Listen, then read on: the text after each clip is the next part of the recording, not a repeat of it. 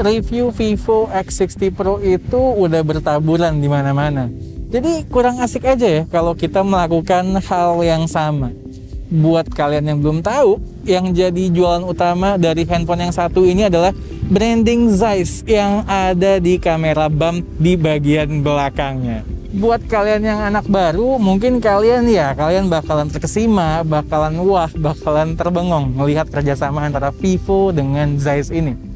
Tapi buat anak yang udah lama, pasti kalian udah tahu kalau Nokia itu udah dari jauh-jauh waktu bekerja sama duluan dengan Zeiss.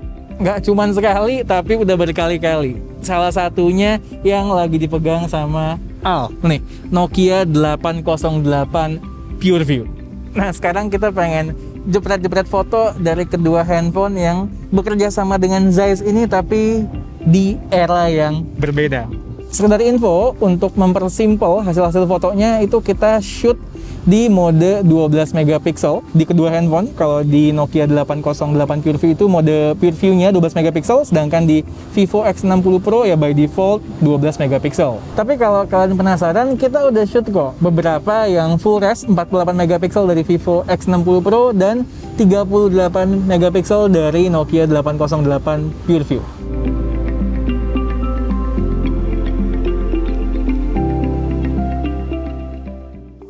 Sebelum kita mulai analisa satu persatu, gue mau ngingetin aja, ini adalah handphone 9 tahun yang lalu.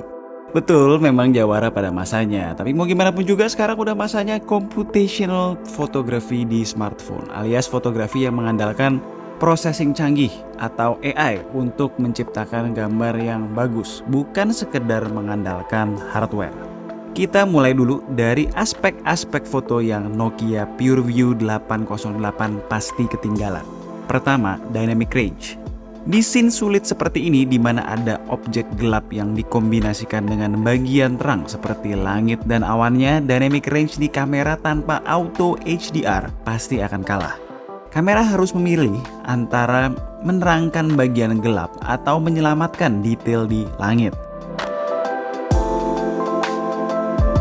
Sementara smartphone masa kini yang mengandalkan auto HDR untuk memperluas dynamic range akan mendapatkan exposure yang lebih merata antara bagian gelap dan terangnya.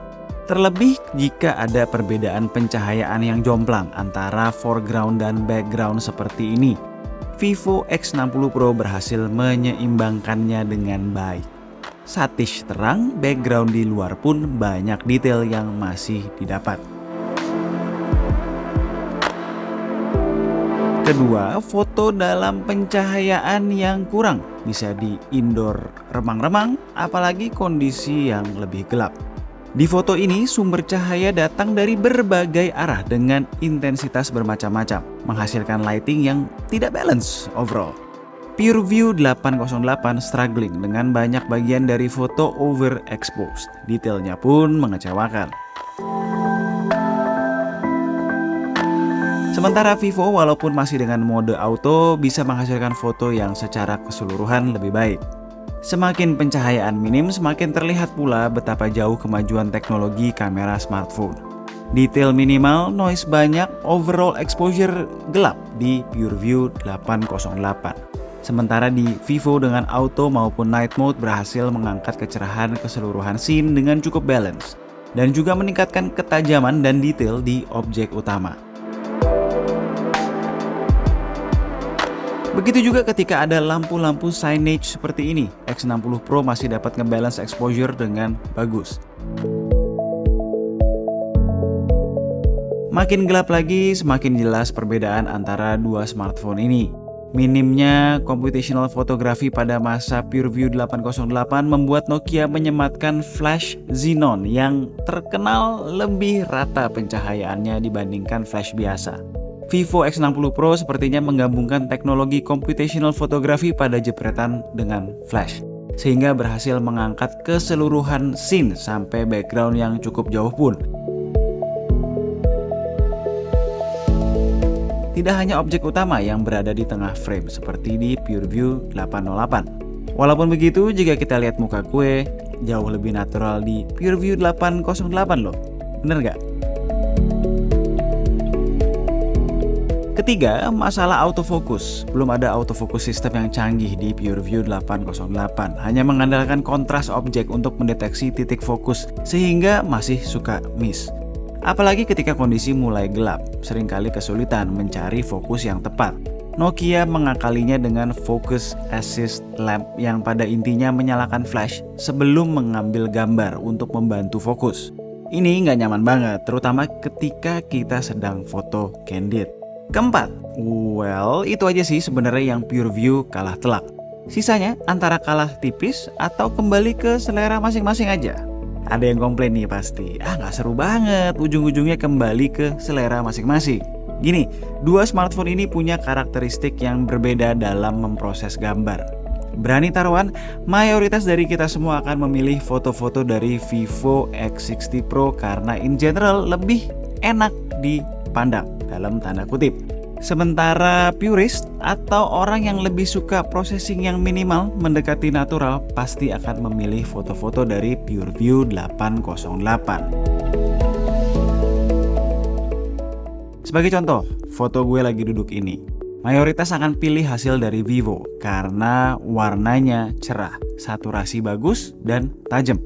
Tapi purist akan memilih foto dari Nokia karena terlihat jauh lebih natural segala-galanya, terutama dari ketajaman yang tidak berlebihan.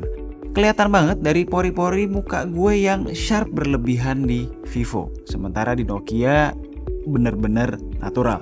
By the way, soal white balance, 808 terlalu biru, beda dari kondisi asli. Di foto ini juga pasti 95% dari kalian langsung pilih hasil dari Vivo. Jelas alasannya. Dynamic range bagus dengan exposure yang lebih balance di semua area, sharp, saturasi yang eye pleasing, dan lain-lain. Tapi di foto ini pula gue bisa kasih tahu seperti apa sih foto yang kena over processing. Coba cek tulisan peraturan restoran di signage warna kuning ini. Akibat overprocessing, huruf terkesan menyatu dan cenderung abstrak gitu ya di X60 Pro. Sementara di 808 kita masih bisa melihat masing-masing huruf secara terpisah.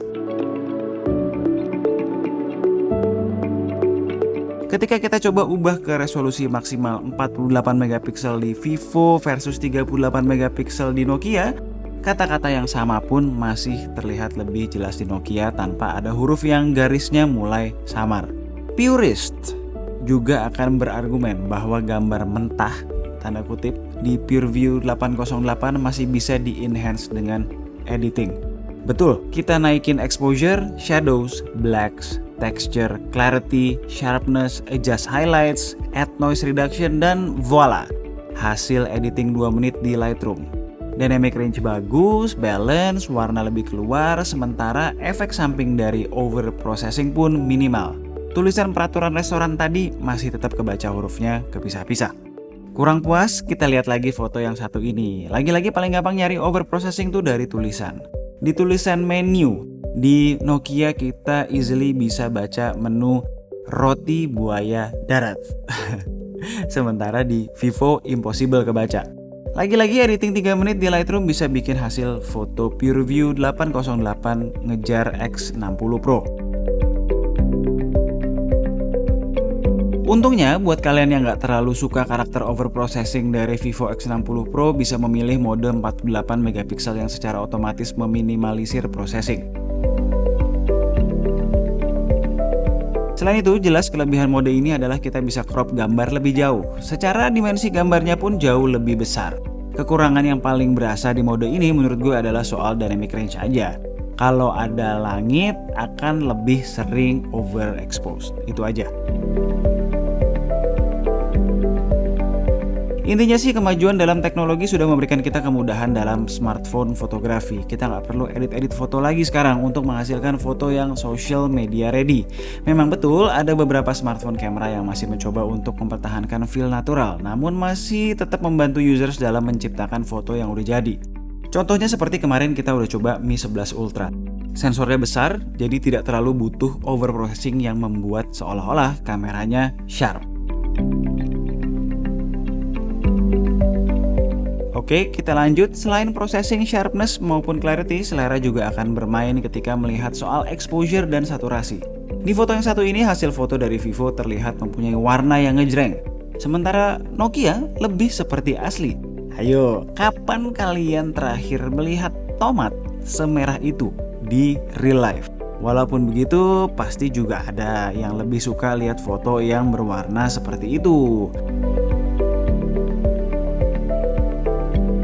Di foto yang satu ini juga, baik warna daun di pohon maupun exposure keseluruhan lebih mendekati asli di PureView 808. Namun lebih eye pleasing alias lebih enak dipandang di Vivo X60 Pro. Kalau di kondisi low light atau dengan artificial lighting yang nggak balance, PureView jelas kalah bagaimana di kondisi pencahayaan yang tidak terlalu gelap. Sedikit lebih terang dan balance. Jelas, Vivo lebih enak dipandang karena serba bright, colorful dengan detail yang mantap. Walaupun begitu, purist bisa berargumen bahwa PureView 808 masih mempertahankan kesan malam tanpa mengorbankan detail atau noise.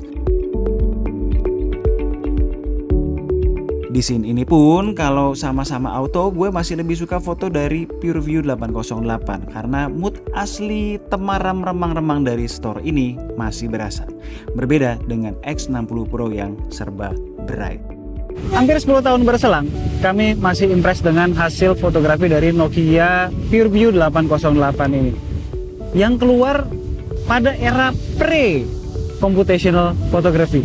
Terutama hasil-hasilnya yang sangat-sangat natural. Spesifiknya lagi detailnya yang bukan hasil overprocessing, tapi benar-benar kemampuan sensornya yang memang udah canggih.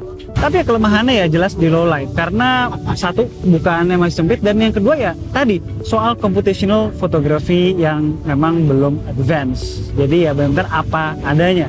Di sisi lain, as expected, Vivo X60 Pro sangat bagus untuk fotografi di berbagai kondisi. Bisa dibilang malah terbaik lah kali ya di kelasnya. Anyway ya, nanti di full review akan kita bahas lebih detail lagi. Tapi apakah ini for sure andil dari Zeiss? Gue nggak terlalu yakin, karena memang sebenarnya di X50 Pro aja udah bagus kok fotografinya. Anyway, segitu aja dari kami. Kalau kalian suka dengan video seperti ini, boleh di subscribe, jangan lupa. Dan tunggu racun-racun kami berikutnya. Bye.